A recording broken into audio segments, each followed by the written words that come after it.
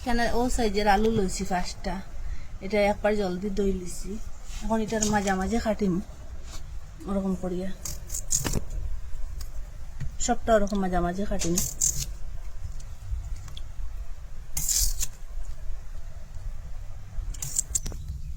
কড়াইয়ের মধ্যে জল দিয়া দিছিলাম, এখন জলের মধ্যে দিয়া দিম আলুটা। সবটা আলু দিলাইছি, এখন রাখিয়া সিদ্ধ দিম, আলুটা ফুল রাখিয়া দিম।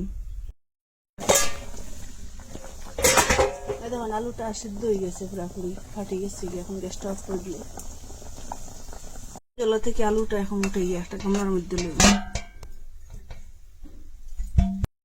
আলুটা এখন ঠান্ডা হয়ে গেছে, এটা বাকলটা আমি চুলাইম।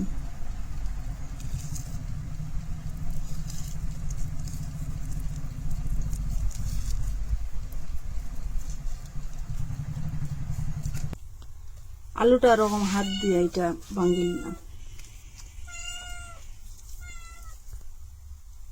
কড়াইয়ের মধ্যে তেল দিলাম, কয়েকটা শুকনো কারি পাতা দিলাম, আর এই যে পাঁচফোড়ন দিলাম, 2টা শুকনো মরিচ দিলাম ভাঙিয়ে। এরকম বাজার পরে আলুটা এখন ছাড়লাম।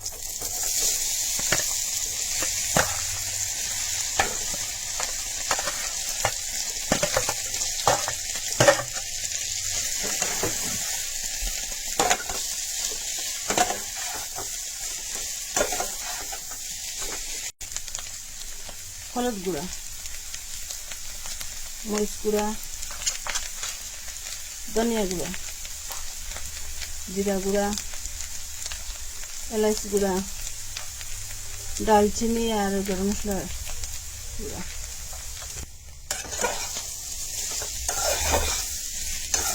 তখন নাড়াচাড়া করিয়া এটা বাজি নিচ্ছে সময়।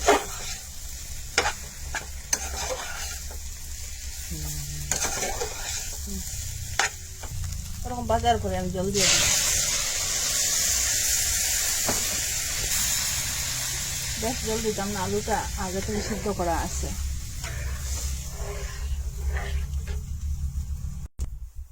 লবণ দিলাম, এটা জালো দিলাম।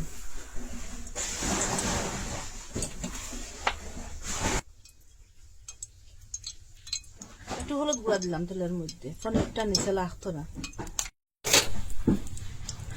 লো মিডিয়াম আগুনে দিয়া একটা একটা করে দিলাম খানিকটা। হলুদটা দেবা একটা কালারও হয়েছিল, নিচেও লাগতো না, 2টা একসাথে হয়ে গেল।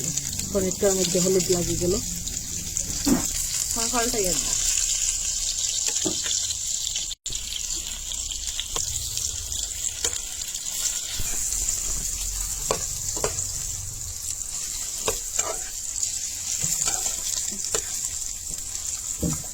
ওরকম উল্টে উল্টে বাজিলাম পনিরটা। ওরকম জালো আর পরে ওই যে পনিরটা বাজিয়ে রাখলাম, পনিরটা দিলাম।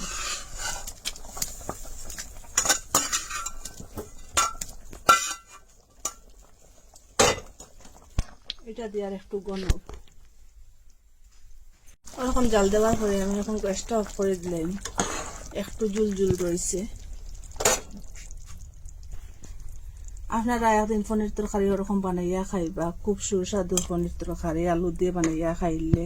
আলু তো এমনিও খাইতে স্বাদ লাগে, আর ওরকম পনির দিয়ে বানাইয়া খাইলে আপনারা একদিন খাইলে বারবার খাইবার ইচ্ছা করবো।